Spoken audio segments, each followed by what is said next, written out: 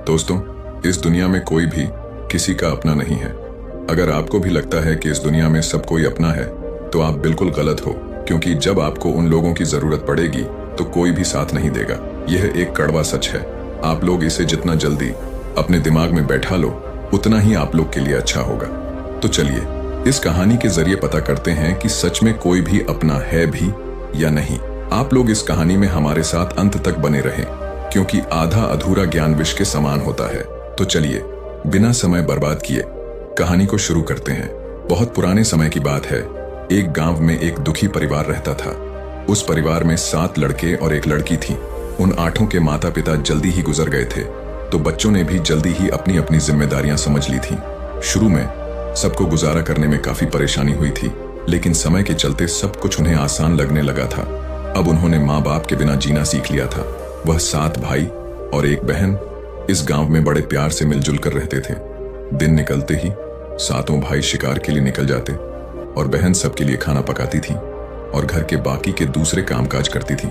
भाई जब जंगल से वापस आते तो साथ में बड़े बड़े जानवर, पक्षी आदि को मार कर लाते थे। वह 7 भाई जो भी चीज लाते थे, बहन उनके मांस को बड़े चाव से पकाती थी और सब भोजन करके बड़ी तृप्ति का अनुभव करते थे। ऐसे ही दिन गुजर रहे थे। एक दिन की बात है, 7 भाई जंगल में शिकार करने के लिए गए थे। शाम होने वाली थी। बहन सबके लिए खाना बना रही थी।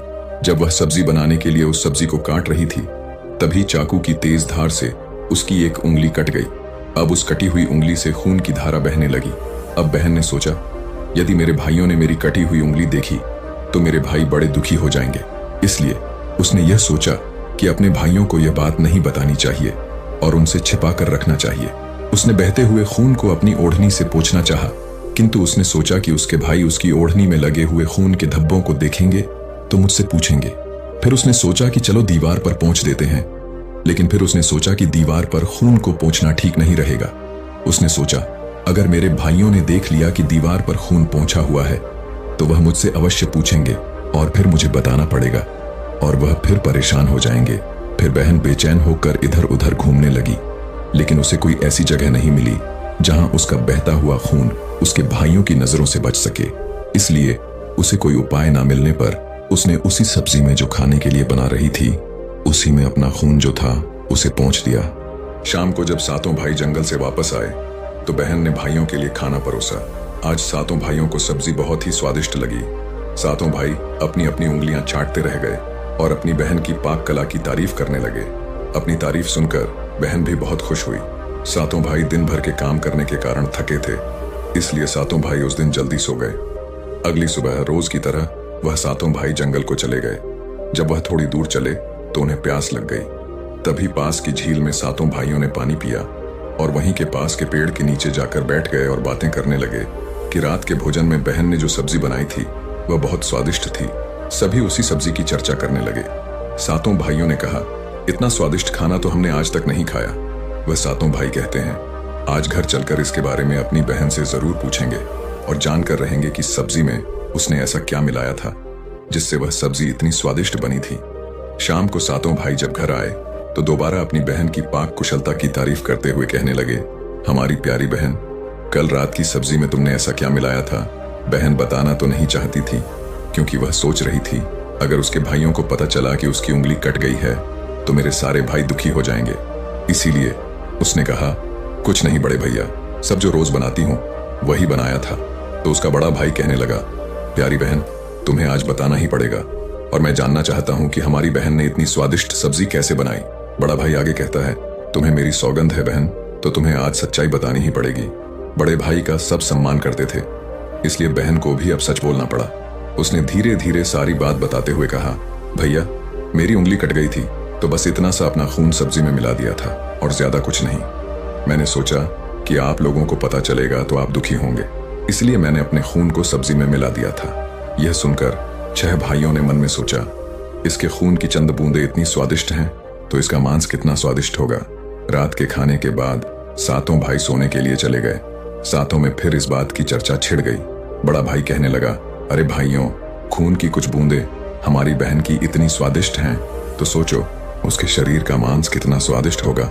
सबने बड़े भाई की हाँ में हाँ मिलाई, परंतु छोटे भाई को यह बात गलत लगी उसने बड़े भाई का मान रखते हुए कुछ नहीं कहा और अगले दिन शिकार के लिए सातों भाई जाते हैं। उस समय सातों भाइयों ने योजना बनाई कि बहन को मारकर उसका मांस बनाएंगे और खाएंगे। बहन का मांस खूब स्वादिष्ट होगा। सातवें भाई को अपने बड़े भाइयों की योजना बिल्कुल भी अच्छी नहीं लगी। वह अपनी बहन को बचाने के लिए बेचैन हो गया। वह खुलकर इसका विरोध तो नहीं कर सकता था क्योंकि 6 भाई एक तरफ थे। सभी भाइयों ने मिलकर एक टीले पर बांस के पत्तों का एक चबूतरा बनाया जिसे चांद कहते हैं। उनकी योजना यह थी कि बहन को बहला फुसलाकर यहाँ पर लेकर आएंगे और तीर मारकर अपनी बहन की हत्या कर देंगे और उसका स्वादिष्ट मांस खाएंगे। अगले दिन बड़े भाई ने अपनी बहन से कहा, मेरी प्यारी बहन, अब तुम बड़ी हो गई हो और शादी के लायक हो गई हो। मैंने तुम्हारे लिए एक सुंदर वर की तलाश की है। आज हम उसको देखने जाएंगे और उसका घर भी देख कर आएंगे, इसीलिए तुम भी हमारे साथ चलोगी। बहन शादी की बात से बहुत खुश हुई। तुरंत तैयार होकर भाइयों के साथ चलने लगी।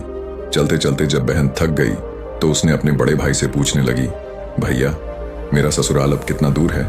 तब बड़ा भाई बोला, बस अभी कुछ देर में हम पहुंचने वाले हैं। और बड़ा भाई बोला, वह देखो बहन, दूर से दिखाई दे रहा है।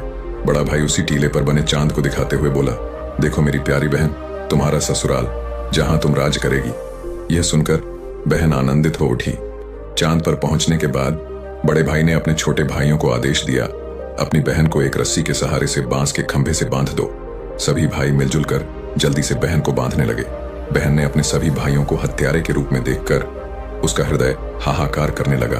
वह ईश्वर को याद करते हुए कहने लगी, हे ईश्वर, अब तुम ही मेरा सहारा हो। मेरे सातों भाई मेरी हत्या करना चाहते हैं।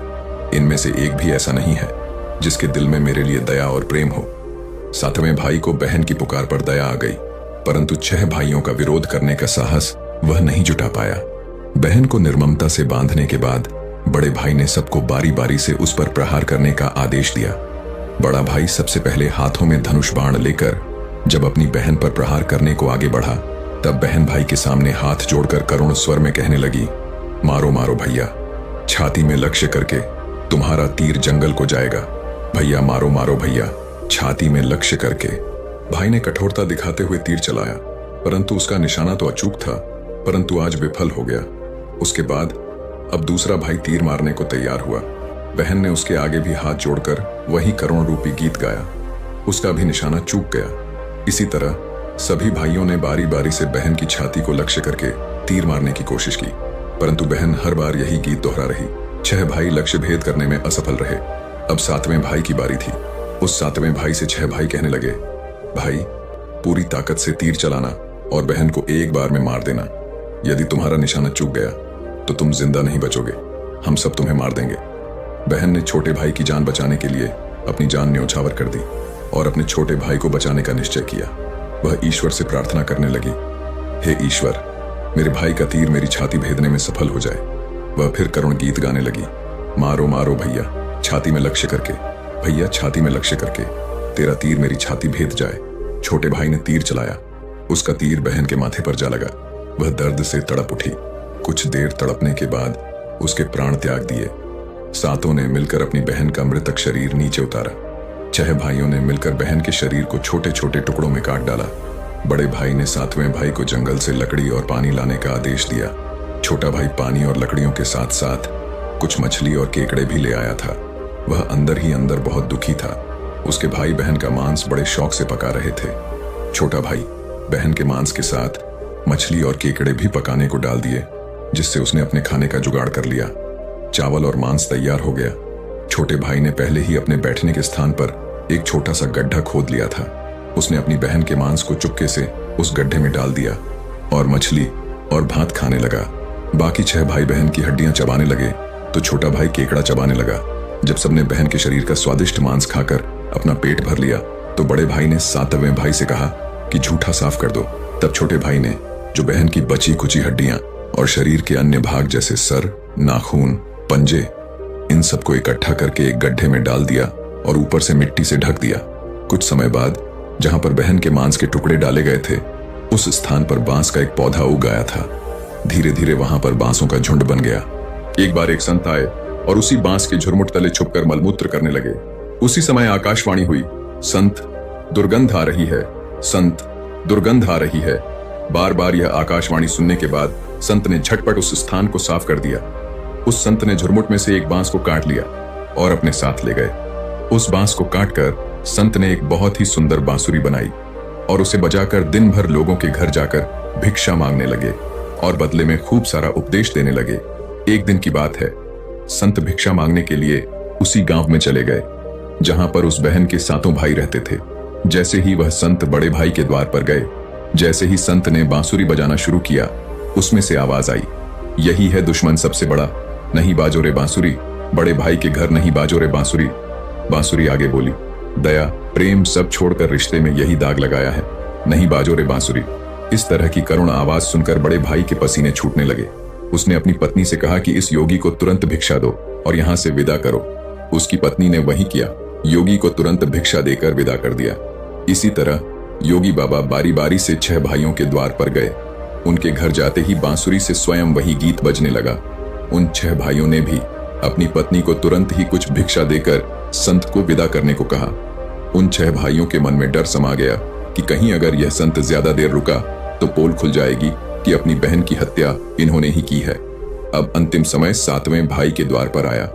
जैसे ही वह योगी वहां पहुंचे, 7वां भाई अभी तक कुंवारा था और अकेले रहता था। जब योगी बाबा उसके द्वार पर उपस्थित हुए तो बांसुरी बोल उठी, बाजो रे बांसुरी, मेरे सबसे छोटे भाई के घर। मेरे छोटे भाई ने मन की बात में छुपा कर रखी है युग युग की।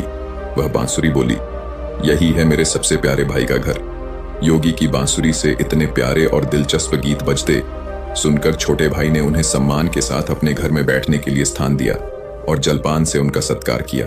उसके बाद छोटे भाई ने बांसुरी के विषय में चर्चा की। योगी ने बांसुरी के जन्म की कहानी छोटे भाई को बताई कि कैसे उन्होंने बांस को काटकर बांसुरी बनाई है और कैसे आकाशवाणी हुई थी। छोटे भाई ने उस बांसुरी को योगी से मांगने की प्रार्थना की। योगी ने उस छोटे भाई को वह बांसुरी सौंप दी। योगी के चले जाने के बाद छोटे भाई ने बांसुरी को अपने बिस्तर के सिरहाने की तरफ साफ सुथरे स्थान पर धूप दीप जलाकर सम्मान के साथ रख दिया। कुछ दिनों के बाद छोटे भाई के घर में परिवर्तन दिखाई देने लगे। जब वह काम से घर लौट कर आता तो सारा घर साफ सुथरा होता था। जब रोज रोज यही बात दोहराने लगी तो छोटे भाई ने अपनी भाभियों के घर जाकर पूछा, भाभी, मेरी गैर हाजिरी में आप लोग मेरे घर की साफ सफाई करते हो क्या?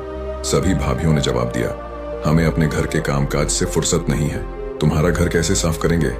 छोटे भाई ने निश्चय किया कि वह आज छुप कर देखेगा कि उसका घर कौन साफ करके जाता है। इसलिए छोटा भाई आज काम पर नहीं गया और वह घर के एक कोने में छुप गया। घर सुनसान होते ही जहां पर बांसुरी स्थापित की थी, वहां से उसकी बहन की शक्ल की एक लड़की निकली और उसने घर का सारा काम किया और फिर उसी बांसुरी में समा गई। छोटे भाई ने यह सब देखा तो उसे अपनी आंखों पर विश्वास नहीं हुआ। फिर छोटे भाई ने यह बात अपनी बड़ी भाभी को बताई। बड़ी भाभी ने अपने छोटे देवर को समझाया कि जैसे ही लड़की बांसुरी से बाहर निकलेगी, तुम उस बांसुरी को आग में डालकर जला देना और फिर उस पर तुलसी का जल छिड़क देना, फिर देखना क्या होता है। छोटे भाई ने बड़ी भाभी के कहे मुताबिक काम किया। उसने लड़की के निकलते ही बांसुरी को आग में डाल दिया और लड़की पर पवित्र तुलसी का जल छिड़काव किया। तुलसी जल के स्पर्श से वह लड़की मानव रूप में आ गई। भाई ने देखा वह तो उसकी प्यारी बहन है। उसने अपनी बहन को गले से लगा लिया। उसके बाद दोनों बहन भाई बड़े प्रेम से रहने लगे और बहन ने भाई को और भाई ने बहन को अपना लिया। खुशी से एक दूसरे के साथ रहकर वे जीवन यापन करने लगे। दोस्तों, यह एक कड़वा सत्य है कि इस दुनिया में कोई भी व्यक्ति किसी का सच्चा अपना नहीं होता। रिश्तों की मिठास और दोस्ती का बंधन अक्सर स्वार्थ से जुड़ा होता है। जब हम कठिनाइयों का सामना करते हैं तब हम देख सकते हैं कि हमारे आसपास कितने लोग वास्तव में हमारे साथ हैं। बाहरी दुनिया में सब कुछ दिखावटी है। हर कोई अपने फायदे के लिए रिश्ते बनाता है। ऐसे में जब हमें समर्थन और सहारे की जरूरत होती है तो अक्सर हम अकेले रह जाते हैं। यह समझना जरूरी है कि असली अपनापन उस समय ही प्रकट होता है जब बिना किसी स्वार्थ के कोई हमारी मदद करता है। इस सच को स्वीकार करने में हमें समय लग सकता है, लेकिन यही समझ हमें मजबूत बनाती है। जब हम यह जान लेते हैं कि असली मित्रता और अपनापन बिना शर्त के होते हैं, तब हम सच्चे रिश्तों की कद्र कर सकते हैं। इसलिए हमें अपने रिश्तों में सतर्क रहना चाहिए और उन लोगों को पहचानना चाहिए जो हमारे साथ सच्चे दिल से खड़े होते हैं। इस सच्चाई को अपनाना हमें एक बेहतर इंसान बनाने में मदद कर सकता है। दोस्तों, आपने आज इस कहानी से क्या सीखा? आप हमें कमेंट सेक्शन में जरूर बताएं और हाँ, हमारे चैनल को सब्सक्राइब करना न भूलें।